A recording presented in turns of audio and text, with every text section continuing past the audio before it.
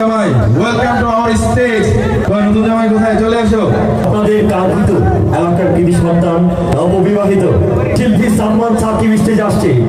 সালমান সাকিবকে স্টেজে নিয়ে আসবেন জনপ্রিয় গীতিকার, জীবন্ত কিংবদন্তি উস্তাদ তাফাজ্জল হোসেন খান এবং জনপ্রিয় ইসলামিক নাশিদ ব্যান্ড হেভেন টিউনের কর্ণধার শিল্পী কাজী আনাস রোশন। নারায়ে তাকবীর! নারায়ে তাকবীর!